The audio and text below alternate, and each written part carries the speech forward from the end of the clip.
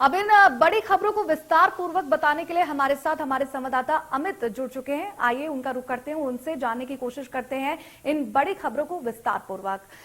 सबसे पहले तो भिलाई की बात करें तो भिलाई में देर रात दर्दनाक हादसा हुआ है, इस पर क्या कुछ जानकारी है? आइए अमित का रुख करते हैं।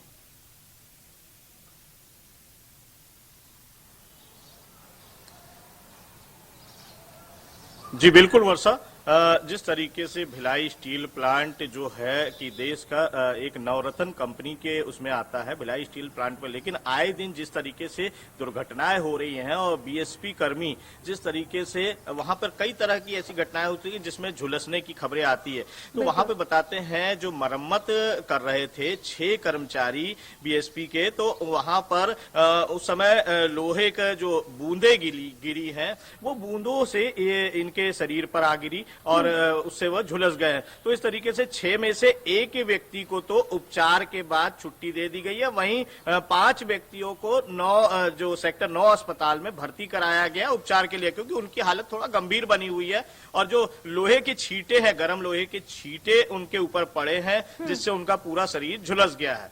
जी। और इस दुर्घटना में कितने लोग झुलसे हैं और कितनों को अस्पताल में भर्ती करवा दिया गया है, इस पर कुछ अपडेट?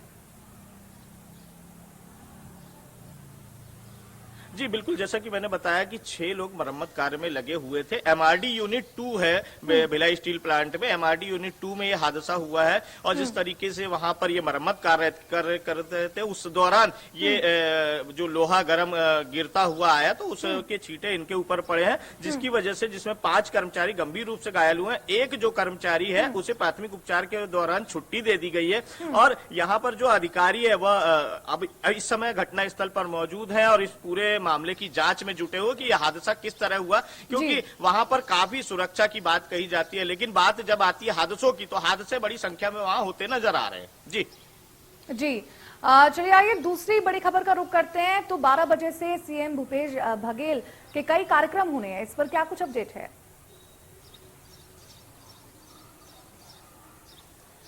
जी बिल्कुल वर्षा, मुख्यमंत्री भूपेश बघेल आज रायपुर के कई कार्यक्रमों में शिरकत करते नजर आएंगे। यहाँ पर आज जो न्यू सर्किट हाउस है वहां पर सिविल लाइन में न्यू सर्किट हाउस में वह दिशा राज्य स्तरीय दिशा समिति की एक बैठक आहूत की गई है, जिसमें मुख्यमंत्री उसमें 12 बजे पहुंचेंगे और लगभग 2 बजे तक वहां रहेंगे। इस तरीके से 12 से 2 बजे तक 2 घंटे की बैठक में वह शिरकत करेंगे और दिशा समिति में कई तरह की चर्चाएं होंगी, तो उसमें मुख्यमंत्री शामिल हो रहे हैं। साथ ही मैं बात करूंगा पंडरी, जो हमारा पंडरी क्षेत्र है, पंडरी व्यापारी संघ ने उनका सम्मान समारोह आयोजित किया है ठीक शाम 7:30 बजे। तो शाम 7:30 बजे मुख्यमंत्री भूपेश बघेल इस सम्मान समारोह में पहुंचेंगे और वहां पर जो व्यापारी संघ द्वारा उनका सम्मान किया जाएगा। जी जी बिल्कुल।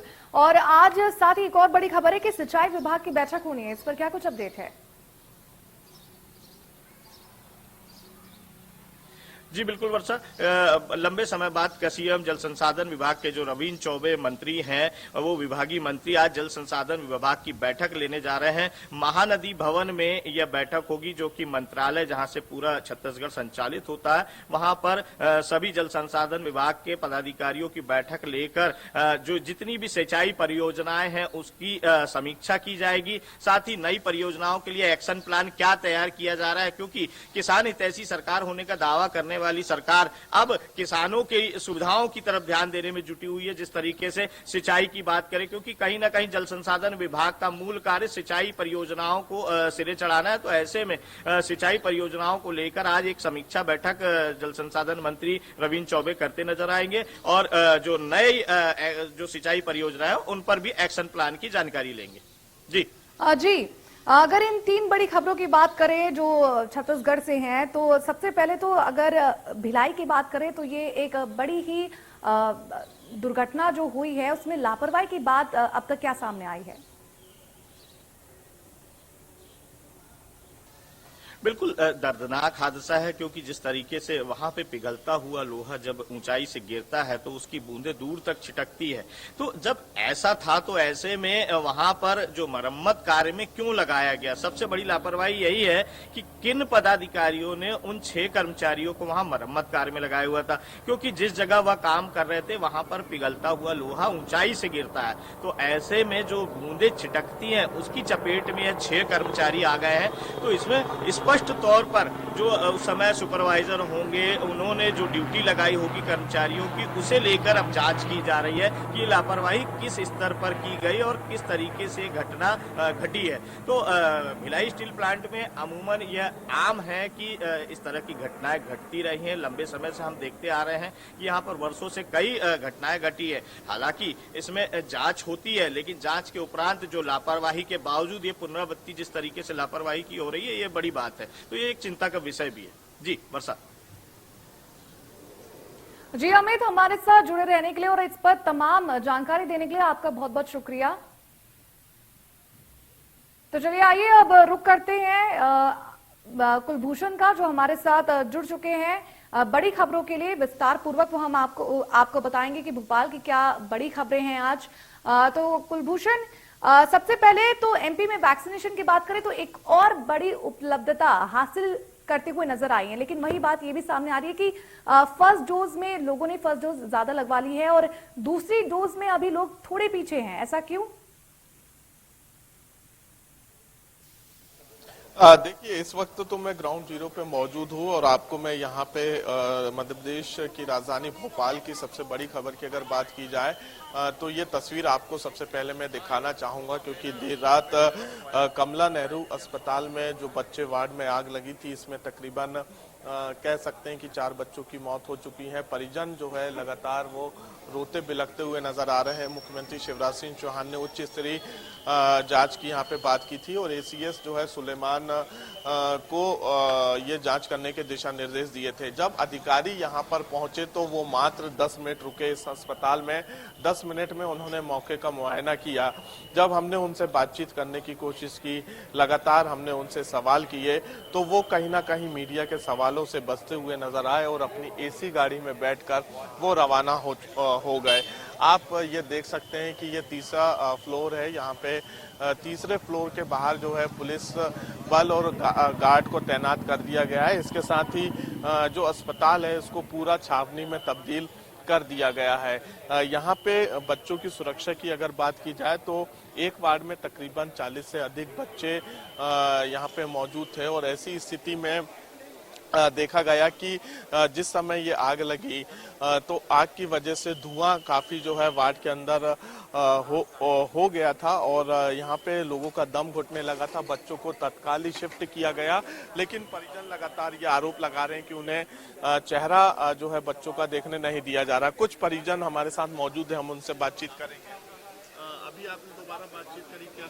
जी, मैंने जानकारी ली थी तो कहने लगे आपका बच्चा खत्म हो गया, बॉडी अभी नहीं मिलेगी, थोड़ी देर बाद मिलेगी, मतलब अभी जाइए आप। तो कोई जानकारी नहीं दे रहा मुझे और रात भर से मुझे परेशान कर रखा है। पूरी लापरवाही जो है इनकी है। अच्छा खासा बच्चा था, 6 बजे देख के गया था, 4 दिन का लड़का था मेरा। 6 बजे मैं मिल के गया था, 8 साढ़े 8 बजे के आसपास ये आग का घटना हो गई। मैं खाना लेने गया था, इतनी देर में ये घटना सामने हो गई। कितने दिन का बच्चा है? 4 दिन का बच्चा है। मैं यहीं खड़ा था जब आग लगी थी। लड़का है? लड़का है। स्लिप लगी? स्लिप मिलिप सब लगी थी, पर अभी तक मतलब मुझे सूरत नहीं दिखाई, कहना बस खत्म हो गया। अंदर भी नहीं जाने? अंदर भी अभी नहीं जाने दे रहा मुझे। यहाँ पे लगातार परिजन यही कहते हुए नजर आ रहे हैं कि 4 दिन का उनका लड़का था। कोई भी अधिकारी जो है उनसे बातचीत करने को तैयार नहीं है, उन्हें बच्चों का चेहरा नहीं दिखाया जा रहा है। आखिरकार ऐसी लापरवाही क्यों बरती जा रही है? क्यों हेल्प डेस्क यहाँ पे नहीं बनाई जा रही, जिससे जो परिजन परेशान हो रहे हैं, जो उनके छोटे छोटे नन्हे मुन्ने बच्चे हैं, उनका चेहरा नहीं देखने दिया जा रहा है। देर रात से वो यहाँ पे मौजूद हैं और वो यही प्रशासन अधिकारी, स्वास्थ्य के अधिकारियों से मांग कर रहे हैं कि एक बार तो उन्हें बच्चों का चेहरा देखने दें, उन्हें जानकारी दें कि बच्चों की क्या स्थिति है। लेकिन यहाँ पे कह सकते हैं कि बच्चों की कोई भी जानकारी नहीं दी जा रही है, बच्चों से मिलने नहीं दिया जा रहा है। लापरवाही की तो अगर बात करें तो बच्चे वार्ड में जो है आग बुझाने का कोई भी यंत्र जो है मौजूद नहीं था, जिसकी वजह से आग फैलती गई, धुआं फैलता गया, लोगों का दम घुटता गया और 4 बच्चों की मौत हो गई। हालांकि मुख्यमंत्री जी कुलभूषण और अमित, इस पर तमाम जानकारी देने के लिए आप दोनों का बहुत बहुत शुक्रिया। खबरों में बस इतना ही, मुझे दीजिए इजाजत। देखते रहिए इंडिया न्यूज मध्य प्रदेश छत्तीसगढ़। मध्य प्रदेश छत्तीसगढ़ की हर खबर सीधे आपके मोबाइल फोन पर, सोशल मीडिया के हर प्लेटफॉर्म पर है। इंडिया न्यूज मध्य प्रदेश छत्तीसगढ़, अभी सब्सक्राइब करें हमारा चैनल और पाएं मध्य प्रदेश छत्तीसगढ़ की पल पल की खबर।